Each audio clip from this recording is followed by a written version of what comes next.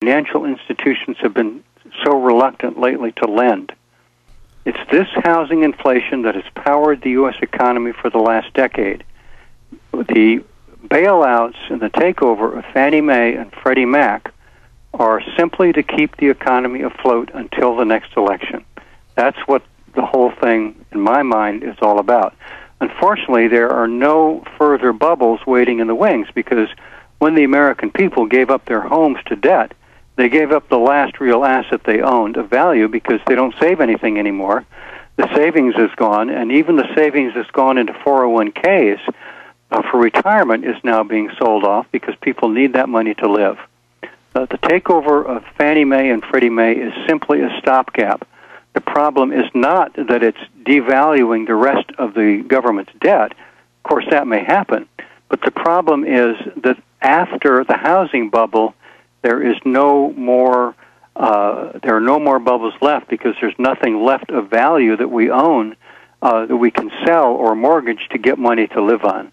That's the real problem as I see it. Yeah, this is Aaron filling in for Alex Jones. And that's what I was going to add, is that the U.S. public is so disconnected from reality, I don't think they have any idea what's going on.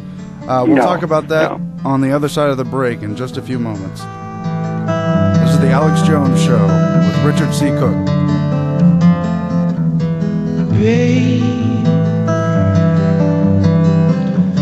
Baby, I'm gonna leave you.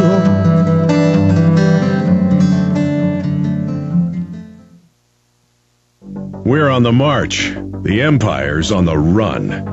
Alex Jones and the GCN Radio Network. A day unlike any other in the long course of American history, a terrorist act of war against this country. The enemy struck America on September 11th. But who is the enemy? Bin Laden. This is his M.O. We have to look to the Middle East. We have to look to Osama bin Laden. Fabled Enemies is the first 9/11 film to take a close look at the terrorist ties to intelligence networks inside the United States. Some U.S. investigators believe that there are Israelis again very much engaged in spying in and on the U.S.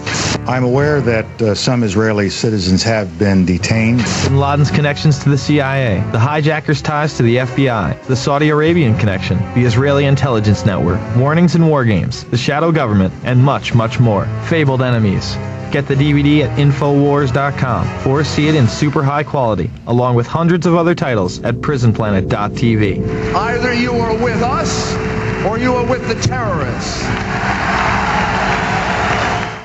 You ever have one of those days where everything goes right? First, I get the best parking space at work. Tonight, I have a date with the very lovely Rachel. And today, I gave a killer presentation in Sydney, finalized a contract in London, and demoed our new product in Boston. Online, from my desk with WebEx. WebEx lets me take meetings and give presentations from my desk. I just talk to clients on the phone, and they watch what's happening on my desktop from their desktop. So I can travel the world and still be here for my date tonight with Rachel. Travel less, meet online. Go to Webex.com and try WebEx free. Just click the radio graphic and enter promo code 500 to get a free trial and a free webcam too. Remember that code, 500, to qualify for the free webcam. WebEx, now part of Cisco and used by more than 5.5 million people every month. Give it a try. Free. Go to Webex.com and enter the promo code 500. WEBEX.com. Free webcams available while supplies last. Terms and restrictions apply. See website for details.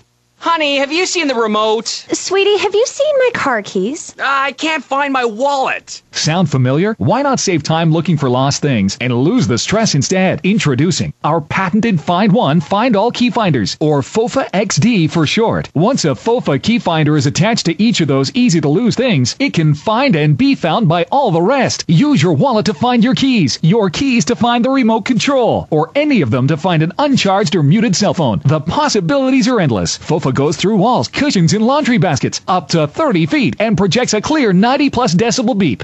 Got the remote! Oh, my keys. There's my wallet. Order your FOFA today with batteries included along with a 30-day money-back guarantee by calling Find One, Find All at 866-245-8670. That's 866-245-8670. Or buy online at FindOneFindAll.com. That's FindOneFindAll.com.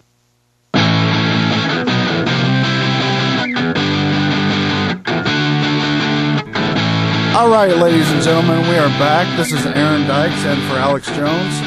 And we are here with Richard C. Cook talking about the downfall of the entire economy.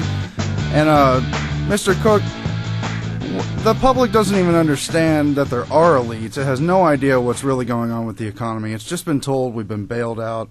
When is the public going to really feel the crunch of it?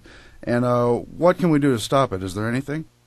Well, where they are feeling the crunch right now is in the process of stagflation that has begun. This is something I've written about in a couple of recent articles.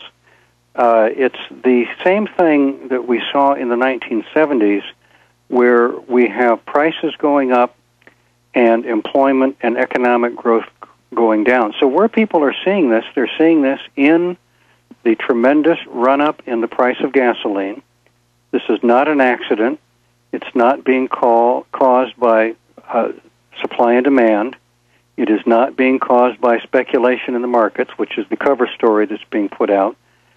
The rising cost of gasoline is a policy of the Western governments, of the U.S. government, to raise the price of petroleum as a kind of a tax on the entire world population in order to bail us out of the economic and financial collapse, and also to slow down the growth of the third world, the developing world economies like China and like India. So that's one place we're seeing it, at the gas pump. These prices are rippling out into all other elements of the economy. It's being passed on primarily in rising food prices. So that's, every day I hear someone's come back from the grocery store and can't believe how much a gallon of milk costs. So this is another area where it's coming home to people. The third area it's coming home to people is in job loss. The economy lost 60,000 jobs last month. The economy is shedding jobs in the thousands per day. People are out of work. Jobs are hard to find. There's no new source of jobs coming into play because the last economic engine of the economy, the housing bubble, has burst. And so, people aren't building homes. The financial industry is shedding jobs. People are having to cut their expenditures. They're having to, live with their parents or rent group houses. These are all ways that this collapse of our economy is showing up in everyday life. Now, the United States has a certain amount of fat, if you will, in the economy. People still have 401ks, which they're now cashing in. They still have big houses, which they're now doubling up in and taking in roomers or families living together. So, there's a certain amount that can be absorbed, but the point is approaching very rapidly where that can't happen anymore. Homelessness is going up. The number of people who can't afford to eat decent food is going up. Now, none of this the mainstream media is reporting on. The NFL season has started, and we're seeing lots of good football games on television, but it's all simply to cover up what's going on within the economy. And, of course, the election's just a big distraction from that, but we're going to see no major change to the economic situation other than greater takeover and greater crises. No, there's nothing they can do. Now, to give the Democrats some credit, they do have a platform where you have certain features that could make a difference. For example, in the Democratic platform, you have a feature of a national infrastructure bank. This is the kind of bank that was used during the Great Depression to capitalize economic recovery during the 30s, 40s, and even into the early 1950s. It's really what built the modern U.S. infrastructure. Nobody's ever heard of it because the financiers don't want you to know how easy it is for the government to capitalize infrastructure development and create jobs. There's legislation before Congress to do that. Kucinich introduced legislation for it. In the Senate, Senator Dodd introduced legislation for it, and it's in the Democratic Party platform. But they're nowhere near doing it because the current the current political environment will not allow something as simple and as basic as an infrastructure bank, even though we see the growth of infrastructure programs that are